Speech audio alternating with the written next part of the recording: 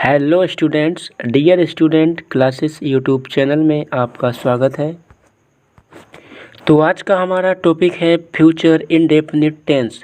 तो आज हम पढ़ेंगे फ्यूचर इंडेफिनिट टेंस के बारे में और जानेंगे क्या इसके रूल्स होते हैं, क्या इसके एग्जाम्पल्स होते हैं, क्या इसकी डिफिनीसन होती है। तो बने रहें हमारे साथ।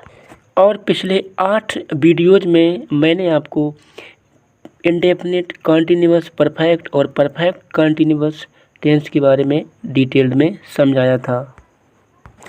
तो आज का हमारा टॉपिक है फ्यूचर इंडेफिनिट टेंस। तो आज हम जानेंगे इसमें किस टाइप के टेंस आते हैं और इनको किस तरीके से बनाया जाए। तो ये बात इस वीडियो के माध्यम से मैं आपको अच्छे से समझाऊंगा। तो सबसे पहले हम इसकी डिफिनीसन को समझेंगे। पहचान: इस टेंस के वाक्यों में काम का करना या होना भविष्य काल में पाया जाता है। ऐसे वाक्यों के अंत में गा, कामा, गी, कामा, गे आदि शब्दों का प्रयोग होता है या किया जाता है। रूल नंबर 1: अंग्रेजी में अनुवाद करते समय आई और बी के साथ शैल और अन्य सब्जेक्ट के साथ विल लगाकर वर्ब की फर्स्ट फॉर्म लगाते हैं। इस टेंस में आई और बी के साथ शैल का प्रयोग किया जाता है और अन्य सभी कर्ताओं के साथ विल का प्रयोग किया जाता है। अफर्मेटिव सेंटेंस, सकारात्मक वाक्य। तो इसके स्ट्रक्चर को समझेंगे। सब्जेक्ट प्लस विल या शैल प्लस वर्ब की first form plus object. Singular subject he, she, you, they के साथ विल का प्रयोग किया जाएगा।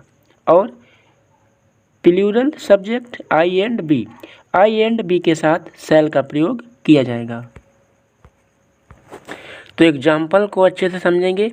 मैं एक पत्र लिखूंगा। तो यहाँ पर हमारा सब्जेक्ट है यानी आई यानी मैं। तो आई के साथ मैंने आपको बताया कि आई के साथ शैल का प्रयोग, आई और बी के साथ शैल का प्रयोग किया जाएगा। तो सब्जेक्ट यहाँ पर हमारा है मैं यानी आई और इसके साथ प्रयोग होगा शैल का। तो आई shall write a letter. Second, हम कल स्कूल जाएंगे।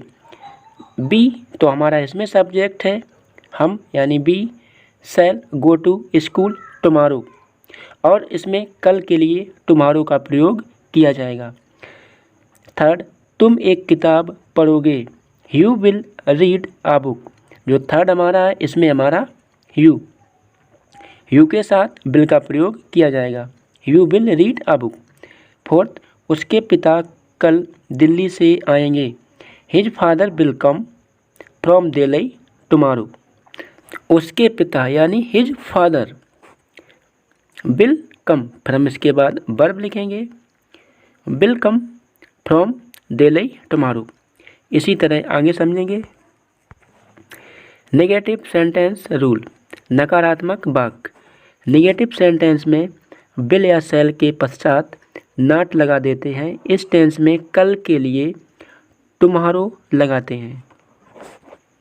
तो इस टेंस में कल के लिए टुमारो का प्रयोग किया जाएगा और नेगेटिव सेंटेंस में विल या शैल के पश्चात नॉट का प्रयोग किया जाता है। नेगेटिव सेंटेंस के स्ट्रक्चर को समझेंगे। Singular subject, subject plus will plus not plus verb की फर्स्ट फॉर्म प्लस ऑब्जेक्ट। और next, plural subject, subject plus shall plus not plus object. ये हमारा हुआ स्ट्रक्चर।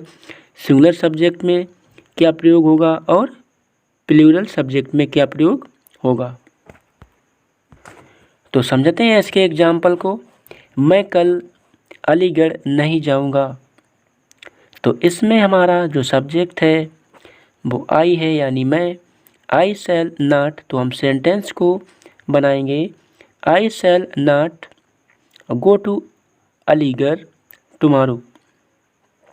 शैल के बाद हमें नॉट का प्रयोग करना है। सेकेंड, लड़के दिन में नहीं सोएंगे। The boys will not sleep during the day. The boys will not sleep during the day. इसी तरह थर्ड समझेंगे। तुम पुस्तक नहीं पढ़ोगे। इसमें हमारा जो सब्जेक्ट है वो यू है, तो यू यानी तुम, you will not read the book. तो इसी तरह हम लास्ट समझेंगे, हम कल हॉकी का मैच नहीं खेलेंगे। फोर्थ है हमारा सेंटेंस, उस सेंटेंस में हमारा सब्जेक्ट बी यानी हम, तो बी के साथ हम शैल का प्रयोग करेंगे। We shall not play a hockey match tomorrow. तो इस सेंटेंस में हमारा जो सब्जेक्ट है वो हम यानी बी, तो बी के साथ हम शैल का यूज करेंगे। We shall not play a hockey match tomorrow. तो इस तरह से नेगेटिव सेंटेंस हम अच्छी तरह से बना पाएंगे। तो आगे समझते हैं इंटेरोगेटिव सेंटेंस को, यानी प्रश्नवाचक वाक्यों को। WH प्लस विल या shall plus subject plus not plus verb की first form plus object plus question mark का निशान। तो इस स्ट्रक्चर से हम सभी सेंटेंस को बना सकते हैं, या उसके बीच वर्ड से, क्यों, कहाँ, कैसे से शुरू हो, इसको हम आसानी से बना पाएंगे इसी स्ट्रक्चर से। तो अच्छे से समझेंगे एग्जाम्पल इसके। तो पहला एग्जाम्पल समझेंगे, क्या वह मुझको कुछ कल में देगा। तो ये हमारा जो सेंटेंस है इंटेरोगेटिव फर्स्ट टाइप सेंटेंस है। तो हम सबसे पहले सहायक क्रिया को बाहर लाएंगे और विल, फिर इसके बाद हम सब्जेक्ट को लिखेंगे he give you some pens. तो सेंटेंस हमारा बन जाएगा will he give you some pens. तुमको को हम लिखेंगे यू। सेकेंड, क्या वे आम खाएंगे। Will they eat mangoes. Will they eat mangoes.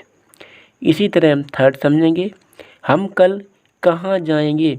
जो हमने ऊपर सेंटेंस आपको बताए हैं उसमें क्या पहले है और उसमें कहाँ बीच में है। तो सबसे पहले हम कहाँ की मीनिंग लिखेंगे, तो वेयर। इसके बाद हम हेल्पिंग वर्ब को लाएंगे, इसके बाद हम अपने सब्जेक्ट को लाएंगे, इसके बाद को हम क्रिया को लाएंगे, फिर अदर वर्ड। तो हमारा सेंटेंस, हम कल कहाँ जाएंगे। Where shall we go tomorrow. Where shall we go tomorrow. और अंत में क्वेश्चन मार्क का निशान लगाएंगे। फोर्थ, वह किसकी मेज तोड़ेगा। वह किसकी मेज तोड़ेगा यानी हुज। हुज माने होता है किसकी। यदि आपको WH फैमिली अच्छी तरह से नहीं पता है तो इसमें मैं एक वीडियो बना चुका हूँ, आप उसको देख सकते हैं और अच्छे से समझ सकते हैं। वह किसकी मेज तोड़ेगा, whose table will he break. तो किसकी की हमें मीनिंग लिखनी है, whose table will he break. तो इस तरह से इस वीडियो के माध्यम से आपने फ्यूचर इंडेफिनिट टेंस को समझा।